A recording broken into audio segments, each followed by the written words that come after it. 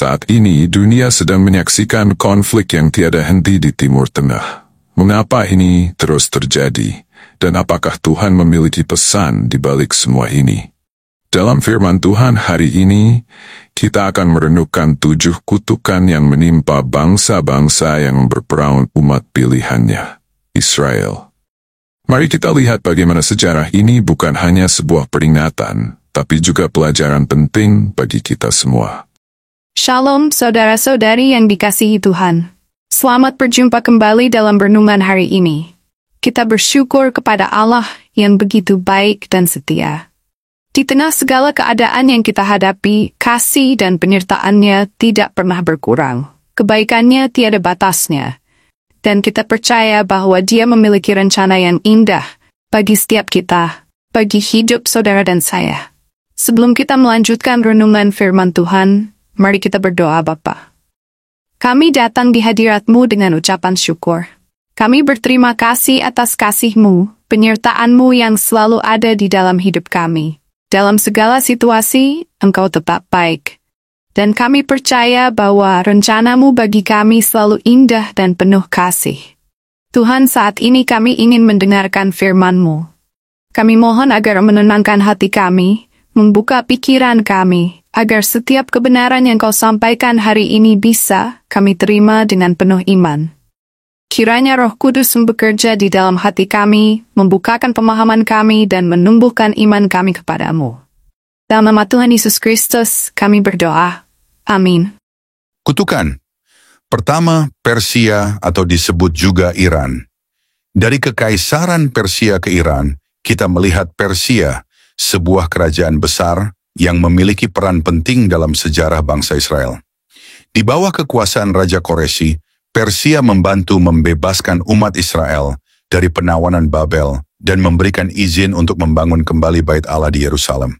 Keputusan Raja Koreshi tersebut sangat dihargai oleh umat Israel karena itu menandai kembalinya mereka ke tanah air mereka setelah hampir 70 tahun diasingkan. Namun meskipun Persia memberikan kebebasan bagi umat Israel pada masa lalu, kita juga melihat bahwa di masa depan, bangsa ini akan berperang melawan Israel. Pada zaman pemerintahan Raja Ahasuerus, Xerxes I, salah satu pejabat tinggi Persia, Haman, merencanakan untuk memusnahkan seluruh bangsa Yahudi. Haman sangat marah kepada Mordekhai, seorang Yahudi yang menolak untuk menyembahnya, dan dia menghasut rencana pembunuhan massal terhadap umat Israel. Dalam kitab Ester kita membaca bagaimana Tuhan membalikkan rencana jahat Haman. Ester, seorang ratu yang juga merupakan seorang Yahudi, dengan berani mengungkapkan identitasnya kepada raja dan memohon untuk membatalkan keputusan tersebut. Tuhan menggunakan Ester dan Mordekhai untuk mengalahkan rencana jahat Haman, dan akhirnya Haman dihukum mati dengan cara yang sama yang direncanakannya untuk Mordekhai. Namun kita tidak hanya perlu melihat Persia dari perspektif sejarah kuno, tetapi juga dari perspektif modern, khususnya dalam konteks negara Iran saat ini. Iran adalah penerus langsung dari kerajaan Persia, dan walaupun telah melalui banyak perubahan sepanjang sejarah, karakteristik kebijakan luar negeri Iran terkadang menunjukkan permusuhan terhadap Israel. Sejak Revolusi Islam 1979, pemerintah Iran yang dipimpin oleh para pemimpin yang sangat tegas dalam mengutuk keberadaan Israel, seringkali secara terang-terangan menyatakan kebenciannya terhadap negara Israel ini. Pemimpin-pemimpin Iran, termasuk Ayatollah Khomeini dan penerusnya, telah menyatakan bahwa Israel harus dihancurkan, dan mereka mendukung kelompok-kelompok seperti Hamas dan Hizbullah yang berusaha untuk melawan Israel secara terbuka. Ini menunjukkan bahwa meskipun Persia pada masa lalu pernah membantu Israel, bangsa ini kemudian berbalik melawan Israel dengan permusuhan yang sangat jelas. Kutukan kedua, kutukan kesunyian dan kegersangan. Firman Tuhan di dalam Yesaya 34 ayat 9 dan 10. Sungai-sungai Edom akan berubah menjadi ter, dan tanahnya menjadi belerang, negerinya akan menjadi ter yang menyala-nyala. Siang dan malam negeri itu tidak akan padam-padam. Asapnya naik untuk selama-lamanya. Negeri itu akan menjadi reruntuhan turun-temurun, tidak ada orang yang melintasinya untuk seterusnya. Dalam ayat ini, Tuhan menunjukkan bagaimana bangsa-bangsa yang menentang umat pilihannya akan mengalami kehancuran yang mengerikan. Wilayah yang penuh kehidupan dan kemakmuran dapat berubah menjadi padang gurun yang sunyi, tandus, dan terisolasi. Ini adalah simbol dari hilangnya berkat Tuhan atas bangsa yang menolak untuk tunduk kepada kehendak-Nya. Tempat-tempat yang dahulu ramai, makmur, dan penuh kehidupan akan menjadi sunyi dan terbuang tanpa adanya masa depan. Ayat ini menjadi peringatan nyata bagi bangsa-bangsa di zaman modern yang bersekongkol melawan umat Tuhan Israel. Kutukan ini tidak hanya menggambarkan kehancuran fisik, tetapi juga kehilangan kehidupan spiritual dan berkat, di mana Tuhan akan menutup pintu berkat atas mereka. Kesunyian dan kegersangan ini adalah penghakiman Tuhan yang tidak bisa dihindari bagi mereka yang menganiaya umat-Nya. Kutukan ketiga, kehancuran ekonomi dan hilangnya kemakmuran. Di dalam Yeremia 49 ayat 35-39, beginilah firman Tuhan semesta alam. Sesungguhnya aku mematahkan busur Elam, yakni inti kekuatannya. Aku akan mendatangkan atas Elam keempat angin dari keempat penjuru langit, dan akan menyerahkan mereka ke segala mata angin ini, sehingga tidak ada bangsa yang tidak kedatangan orang-orang yang berserakan dari Elam. Aku akan membuat Elam terkejut di depan para musuhnya, dan di depan orang-orang yang berusaha mencabut nyawanya. Aku akan mendatangkan atasnya malapetaka, yakni murkaku yang menyala-nyala, demikianlah firman Tuhan.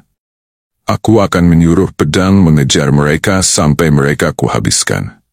Aku akan menaruh takhtaku di Elam, dan aku akan membinasakan dari sana raja dan pemuka-pemuka. Demikianlah firman Tuhan. Di dalam Yeremia 49 ayat 35-39, Tuhan berbicara tentang hukuman yang ditimpakan kepada Elam, sebuah bangsa yang kini diyakini sebagai wilayah yang termasuk dalam Iran modern. Mematahkan busur Elam melambangkan runtuhnya kekuatan dan kemakmuran mereka. Ayat ini menjadi cerminan bagaimana sebuah bangsa yang menggunakan kekuatan dan sumber dayanya untuk melawan umat pilihan Tuhan akan kehilangan kemakmuran, stabilitas, dan kesejahteraannya. Di mana bangsa-bangsa yang memilih untuk menentang kehendak Tuhan seringkali menghadapi krisis ekonomi, sanksi berat, dan pergolakan dalam negeri. Ketika bangsa-bangsa mengabaikan kebenaran Tuhan, konsekuensi serius berupa hilangnya keamanan dan kemakmuran dapat terjadi. Firman Tuhan ini mengingatkan kita bahwa bangsa yang mengarahkan kekuatan dan sumber dayanya untuk menindas umat Tuhan tidak hanya gagal, tetapi juga akan kehilangan limpahan yang sebelumnya mereka nikmati. Kutukan keempat, kegagalan rencana perang. Firman Tuhan di dalam Yesaya 54 ayat 17, setiap senjata yang ditempa terhadap engkau tidak akan berhasil, dan setiap orang yang melontarkan tuduhan melawan engkau dalam pengadilan akan engkau buktikan salah. Inilah yang menjadi bagian hamba-hamba Tuhan dan kebenaran yang mereka terima daripadaku. Demikianlah firman Tuhan. Ayat ini menegaskan bahwa segala bentuk serangan terhadap umat Tuhan tidak akan berhasil. Kutukan ini menyatakan bahwa rencana dan senjata bangsa-bangsa yang memusuhi umat Tuhan akan mengalami kegagalan karena kuasanya melindungi mereka. Bahkan ketika musuh membuat persiapan matang untuk menyerang, rencana mereka akan terbukti sia-sia. Ini terlihat dalam sejarah ketika rencana-rencana besar untuk mengalahkan Israel, baik melalui peperangan maupun tekanan politik, akhirnya tidak membuahkan hasil. Firman ini mengingatkan kita bahwa Tuhan adalah perisai bagi umat pilihannya, dan siapapun yang melawan mereka juga berhadapan dengan kekuatan Tuhan yang tak terbendung.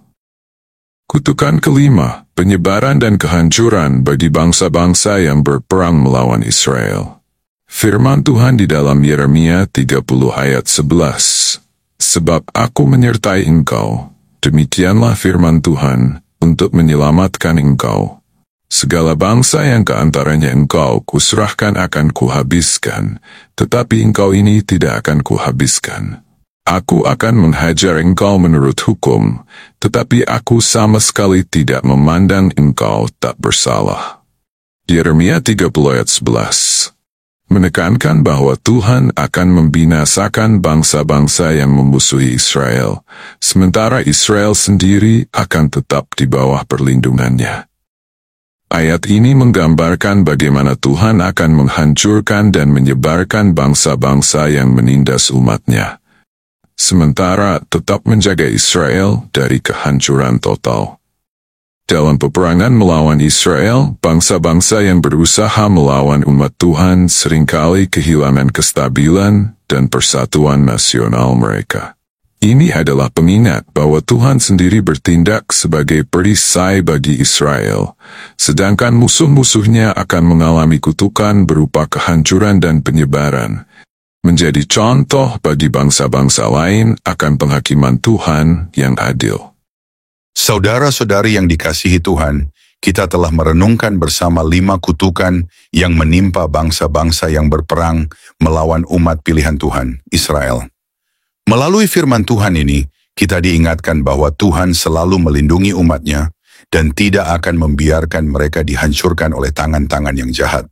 Sejarah ini bukan hanya peringatan bagi bangsa-bangsa yang menentang kehendak Tuhan, tetapi juga pelajaran berharga bagi kita semua. Setiap bangsa yang memilih untuk menentang Tuhan dan umatnya akan menghadapi akibat dari pilihan mereka. Dari Persia yang berbalik melawan Israel, hingga kehancuran yang dialami bangsa-bangsa yang melawan umat pilihan Tuhan, kita melihat bahwa Tuhan adalah hakim yang adil. Tidak ada yang dapat mengalahkan kuasa Tuhan, dan Dia akan melindungi mereka yang setia kepadanya. Bagi kita semua, ini adalah panggilan untuk semakin dekat dengan Tuhan, menjaga hati kita agar tetap setia kepadanya, dan berdoa bagi bangsa-bangsa di sekitar kita. Mari kita tetap berdoa untuk perdamaian, namun juga ingat bahwa Tuhan memiliki rencananya yang sempurna, dan Dia akan menegakkan keadilan pada akhirnya. Semoga renungan hari ini menguatkan iman kita, memberikan pengharapan, dan menumbuhkan semangat untuk hidup sesuai dengan kehendak Tuhan. Mari kita terus berpegang pada janji-Nya yang tidak pernah gagal. Tuhan memberkati kita semua. Mari kita berdoa. Ya Tuhan Yesus Kristus, kami datang ke hadirat-Mu dengan penuh kerendahan hati. Kami mengakui bahwa Engkaulah Allah yang penuh kasih dan kebenaran, Sang Juru Selamat yang telah menebus kami dari dosa dan membawa kami ke dalam terang kasih-Mu yang kekal. Kami bersyukur atas segala anugerah dan penyertaan-Mu yang terus kami rasakan dalam setiap langkah hidup kami. Tuhan, di saat ini kami menghadap-Mu, membawa seluruh keberadaan kami di hadapan takhta kudus-Mu. Kami menyerahkan semua beban hati, ketakutan, dan kekhawatiran kami. Sebab kami tahu bahwa hanya di dalam Engkaulah kami menemukan damai sejati. Kami memohon agar Engkau membersihkan hati kami dari segala dosa dan kesalahan, agar kami dapat datang dengan tulus dan suci di hadapan-Mu. Kami memohon agar Roh Kudus-Mu hadir di tengah-tengah kami, memenuhi hati dan pikiran kami. Bukalah mata rohani kami ya Tuhan, agar kami dapat melihat kebenaran-Mu dengan lebih jelas. Berikan kami kebijaksanaan untuk memahami firman-Mu, kekuatan untuk menjalankannya, dan keberanian untuk menjadi saksi kasih-Mu di tengah dunia yang penuh dengan tantangan ini. Tuhan, kami juga berdoa bagi saudara-saudara kami yang saat ini mungkin sedang dalam kesulitan. Mereka yang sedang dalam penderitaan, dan yang merasa terpuruk. Kiranya Engkau menjamah dan menghibur mereka dengan kasih dan kuasa-Mu, memberikan pengharapan yang baru dan kekuatan untuk menghadapi setiap pergumulan. Tuhan Yesus, kami percaya bahwa Engkau adalah Tuhan yang setia. Tidak ada yang mustahil bagi-Mu. Kami percaya bahwa Engkau mendengar setiap doa yang kami panjatkan, dan Engkau mengerti setiap isi hati kami.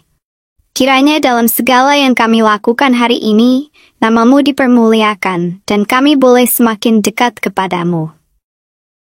Dengan penuh kerendahan hati, kami serahkan seluruh ibadah dan doa kami ini, hanya di dalam nama Yesus Kristus, Tuhan dan Juru Selamat kami yang hidup. Amin.